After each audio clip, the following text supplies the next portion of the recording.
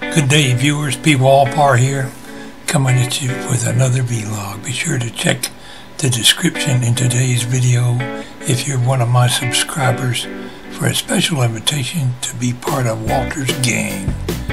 Check it out, my friends. I'd love you to upload a photo to my album.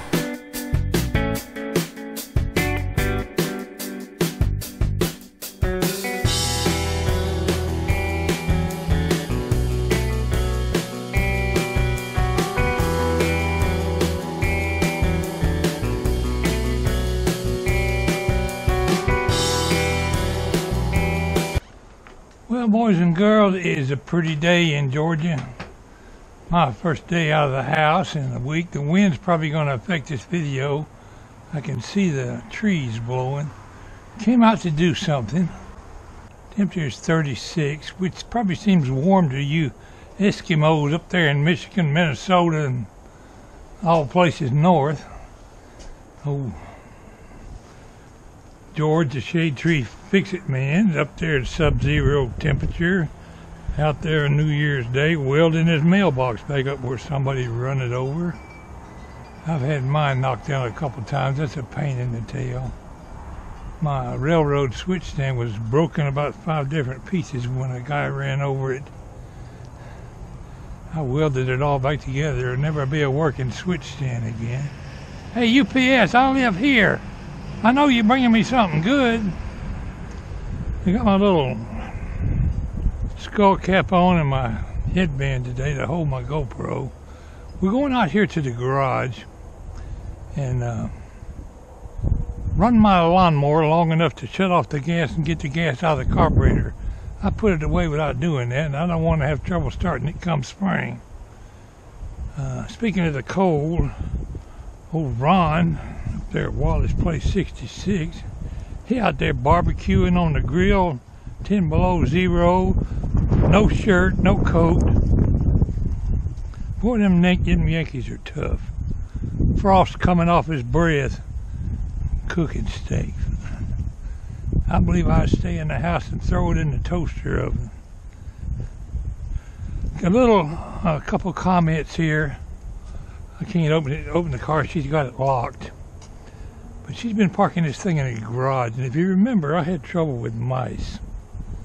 Well, a dang mouse got in this car, went up in there, and just under this hood right here is air intake that goes to the carburetor. It's got a plastic shield over. He went inside that thing and made him a nest. Over here on the fenders on both sides is plastic covered cotton type insulation for soundproofing, I guess, on both sides. He dug out all that cotton and plastic and stuff, carried it up there and packed it in his little homemade nest.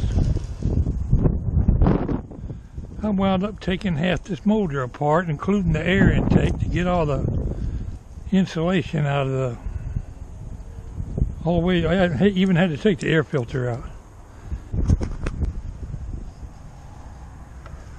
Anyway, that insulation was up in there on the fenders.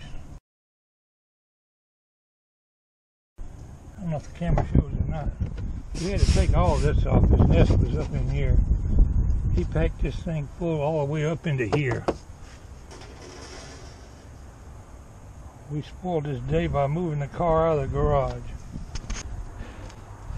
I guess I'll have to get Ford to replace that insulation because the car is a little noisier now. They got everything so packed in that dang hood you can't move in there.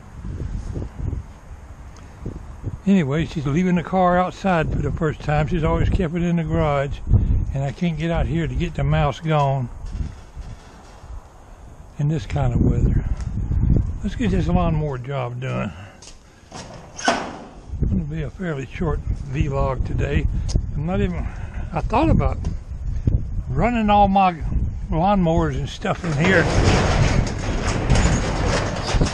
Shut the door and let the carbon monoxide and kill anything in there that breathes oxygen. That might take a while and probably set the garage on fire. We had this vacuum cleaner pulled out for vacuuming that stuff out of the car, and I never bothered to put it away. Now it's in my way. One job always leads to another one. Anyway, that side of the garage over there has got to be cleaned out. I know his nest is over there somewhere. This is going to be a quickie video. Get out of there, extension cord. Hope the battery ain't too dead to start this booger bear.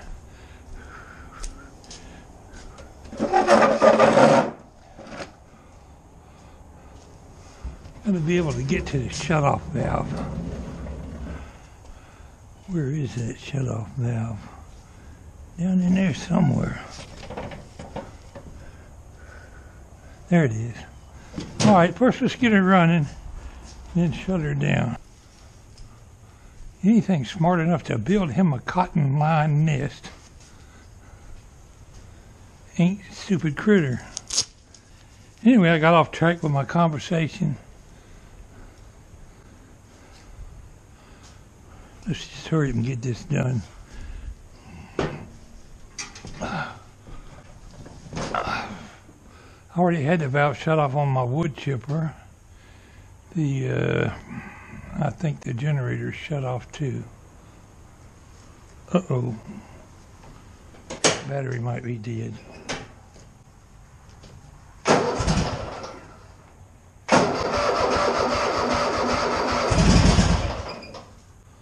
This is a definite cold start.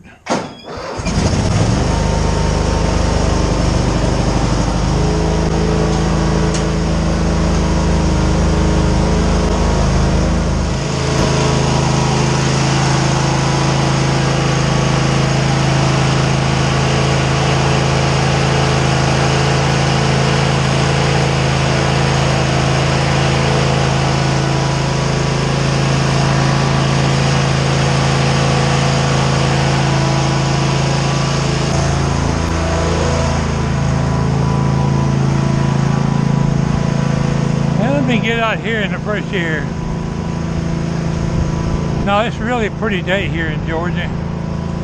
Now, I feel for all you people up there freezing. A little quick story.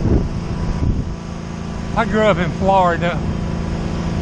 Never seen snow in my life. One day Uncle Sam said, "We want you. Report to the Army for induction."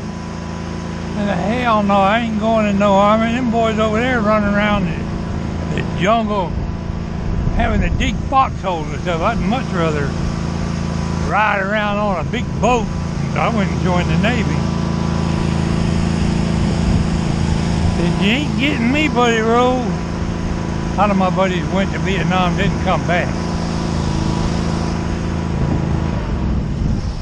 Lost my train of thought. Alright, I guess the carburetor's empty.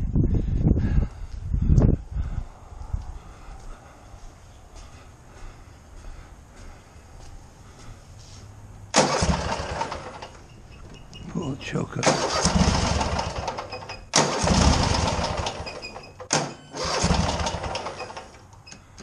You know what, I should have ran that a little while to charge a battery, but I got a battery charger.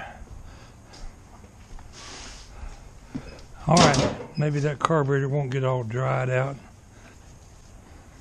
Yeah, it'd be spring before I get much more projects done. We get some nice weather one day, I'll get out here and work on my toolbox project.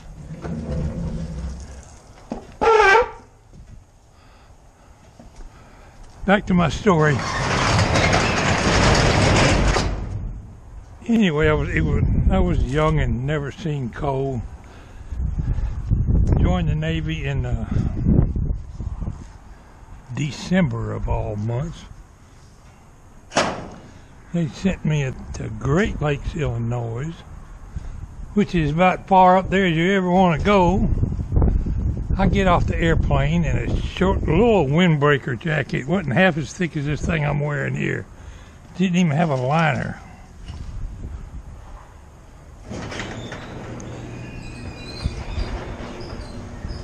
Well, we got off at Chicago O'Hare National Airport, whatever the name of it was. I don't remember if that was what the name was then or not. It was really cold and snowy. I got my dose of snow real quick up there. Find out I wasn't no cold weather guy. Spent the first 2 weeks in boot camp without being issued any clothes because they didn't have a lot of people coming through then. We were still wearing our civilian clothes for about a week, and I about froze my butt off. Finally, they issued us nice warm wool clothes, which I thought was mighty nice of them to finally give it to us, since half of us had pneumonia by then already. One guy laid up there in his rack and died with pneumonia. How do you explain to some lady or mom and dad why your 18-year-old boy died with them pneumonia in boot camp? I don't know how they ever explain that. I went to sick bay with a sore throat and cold, and they said, take these 2 aspirins, go on back. I was sick as a dog.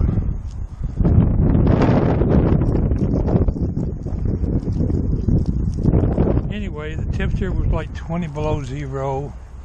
A lot of times we had to go out and stand watch. Had to wash our clothes by hand. Didn't have a washing machine. Spent 2 weeks on mess cook duty in boot camp. Half the time the clothes weren't even dry when I was walking through the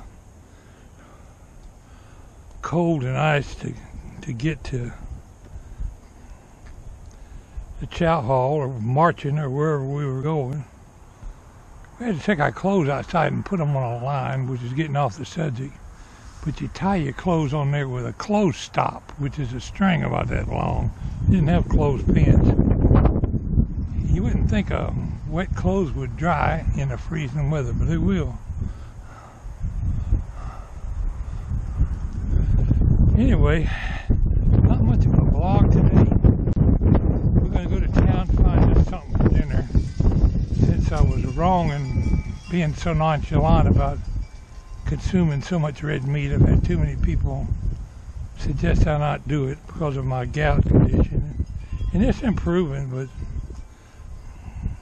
I do need to cut back on my red meat, so we're going to the store and get some different kind of things to eat.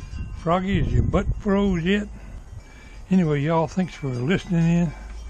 It's Parks Pwalpar. Wishing all of you warmer days.